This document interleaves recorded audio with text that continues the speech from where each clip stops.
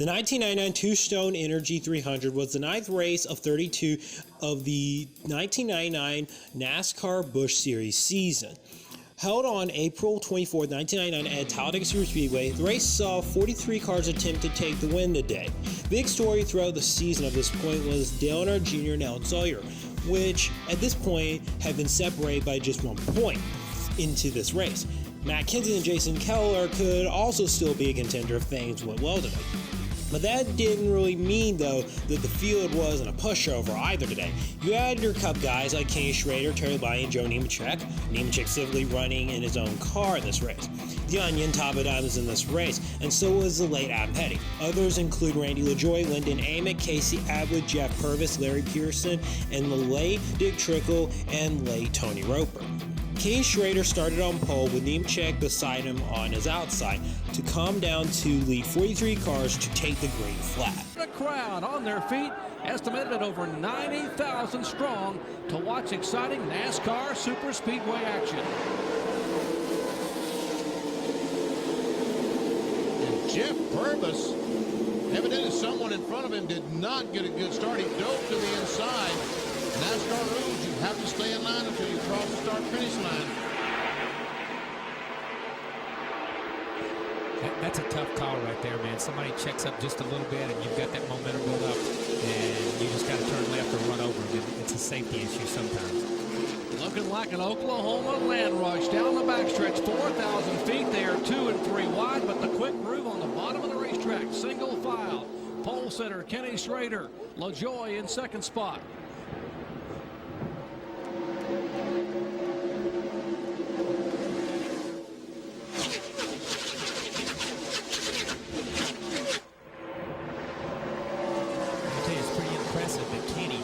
Started dead equal, and Kenny's pulled that far away just in one lap. But even with that little bit of help, most of the time you see in the Winston Cup races and in the Busch races, these guys run side by side for 2 or 3 laps.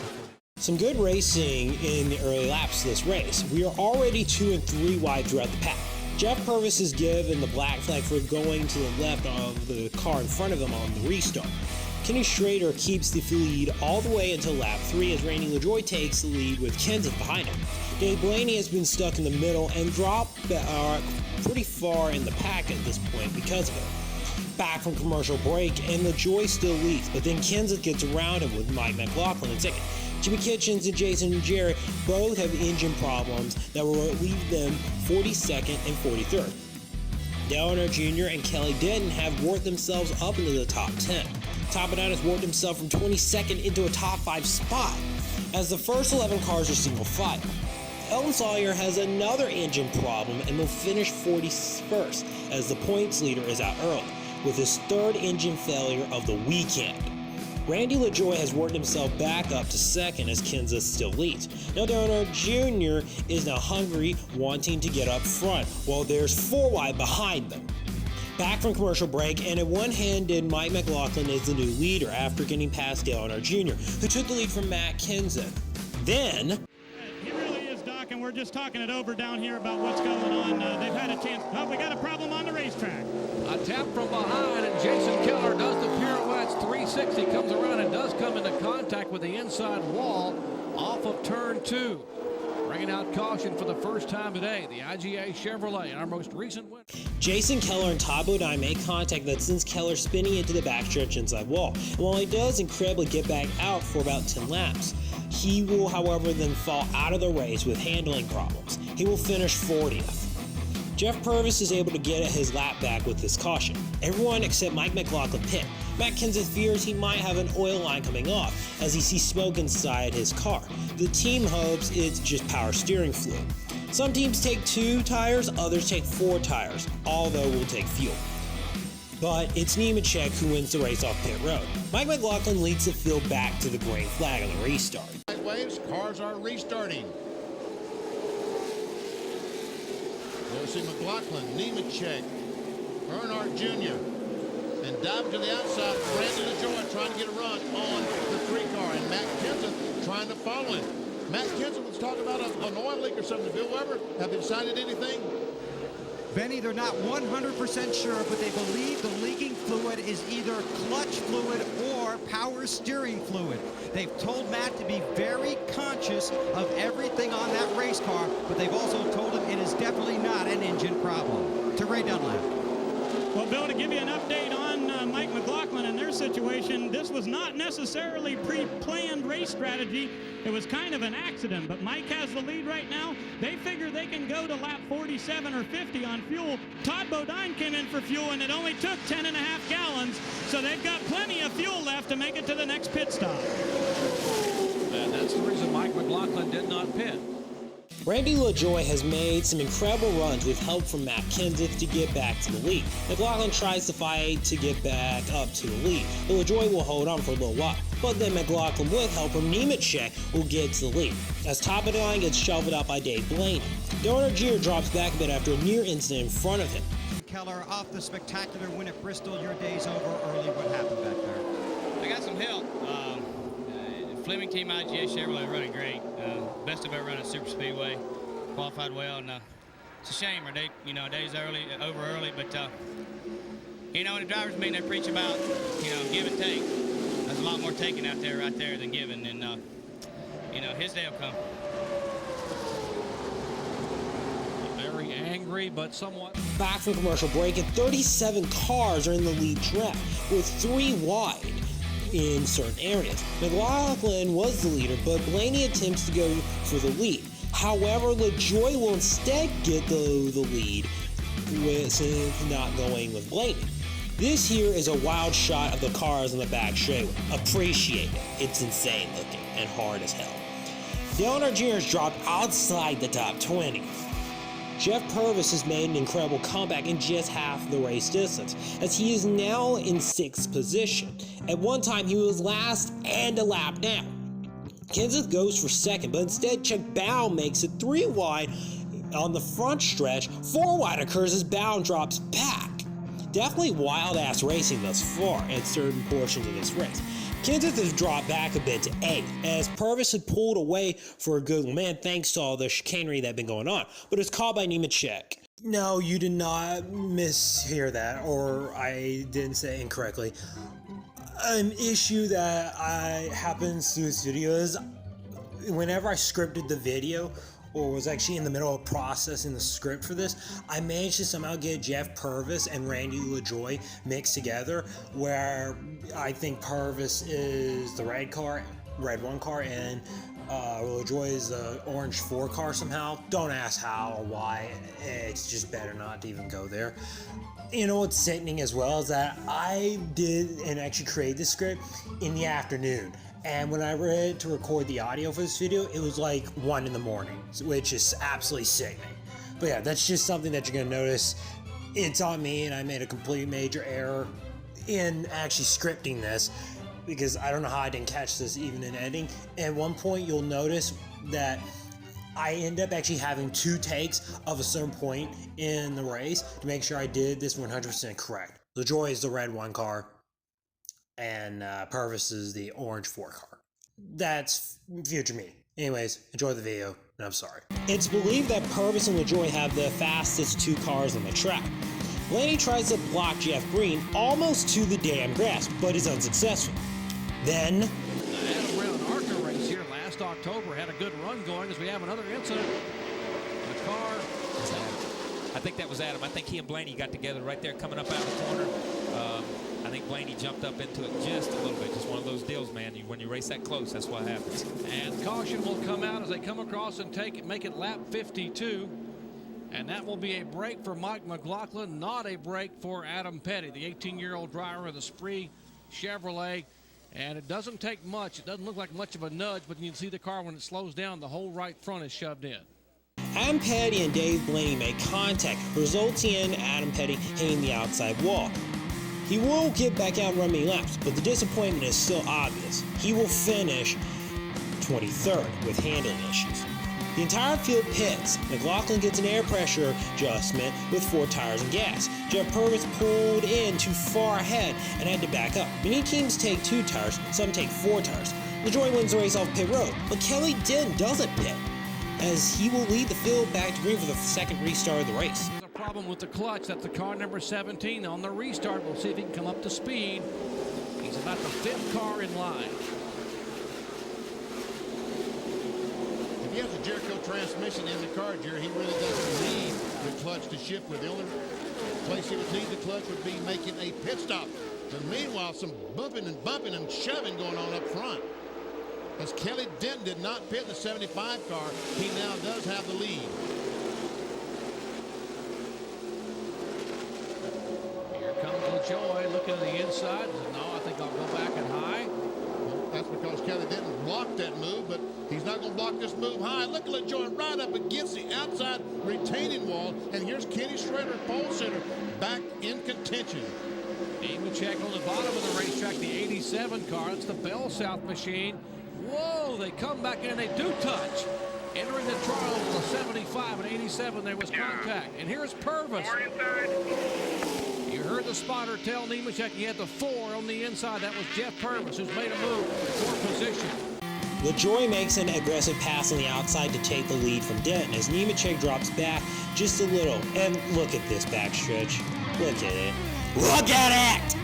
Downer Jr. has gotten himself back up to 4th with that move on the inside line. The top 6 have now broken away from the rest of the pack, and they continue to pull away. But then there are 7 cars a few laps later that have now also pulled away from the main pack, trying to catch the front 6, with Kenny Schrader leading that pack. They catch them on the back stretch. Hank Parker Jr. cuts the left front tire, and part of the tire comes off in turn 1, but it gets off the racetrack, so no caution.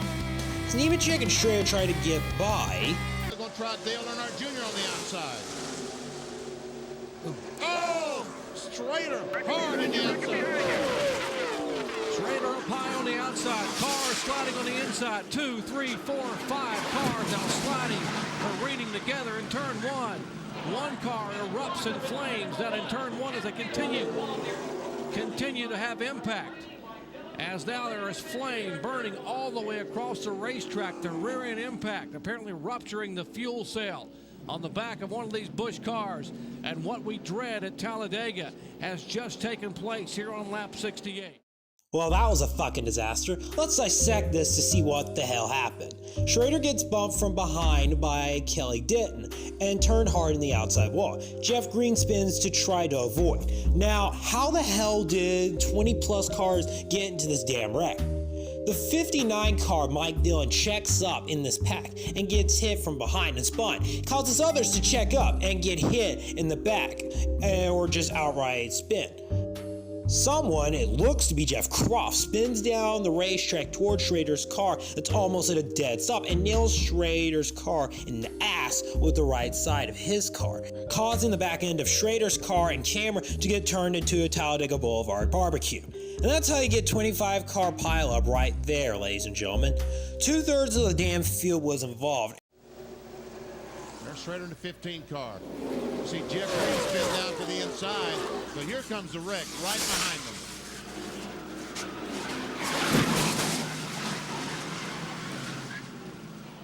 Of the cars involved, the worst finishing of this bunch is Jeff Croft, who finishes 39th. Many cars will actually make it back out to try and complete as many laps as possible, but many are black flagged for being too slow. The highest finishing of the cars that failed to finish the race was Ed Barrier, that finishes 22nd with 84 laps completed. Randy LaJoy pits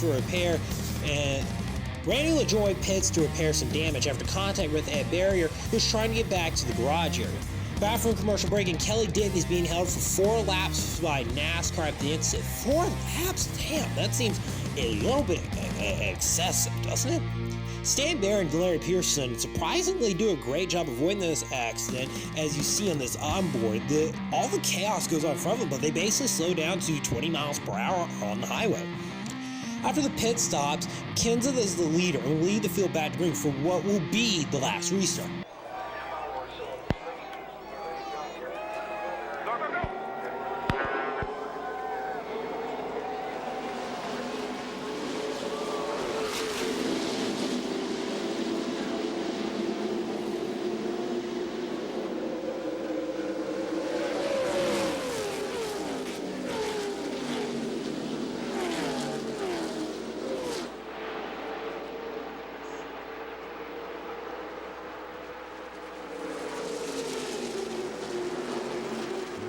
Jeff Purvis. That 4-car, Lance Knox car on the inside of Lyndon Amick.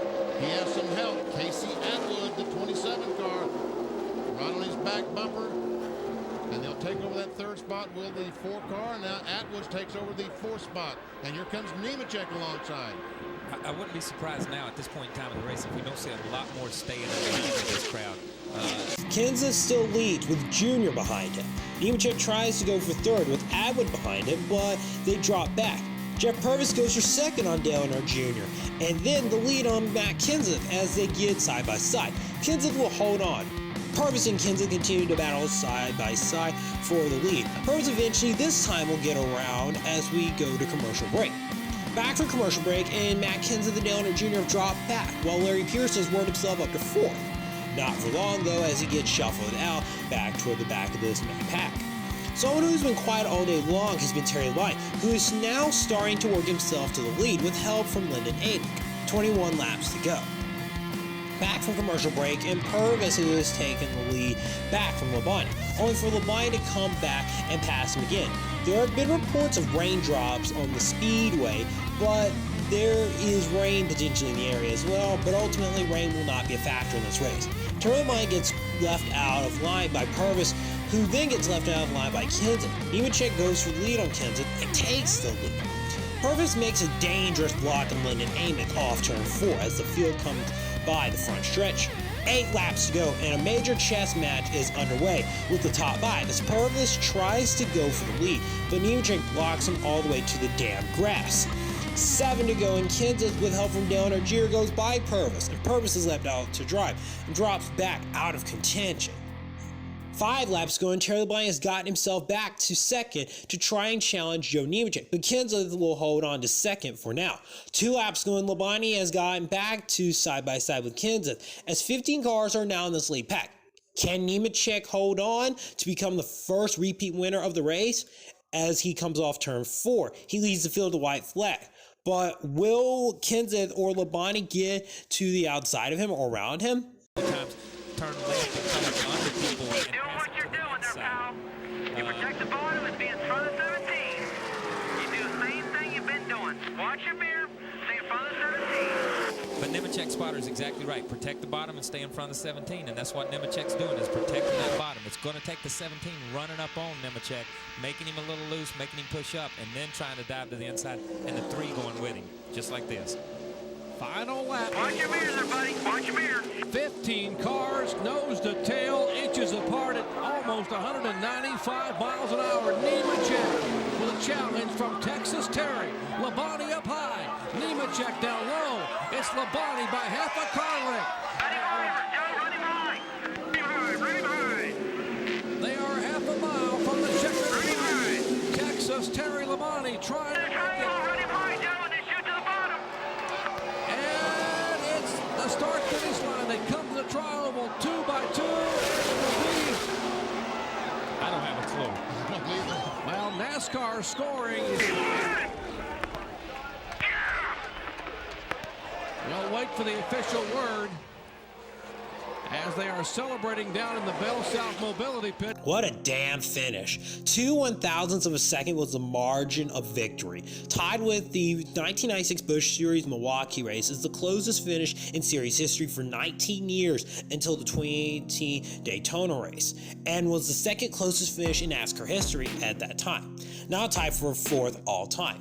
It was initially thought that Nemechek was the winner at first, but after further review, Terry Labonte was announced the winner, that making it the 8th different winner at Talladega in the Busch Series.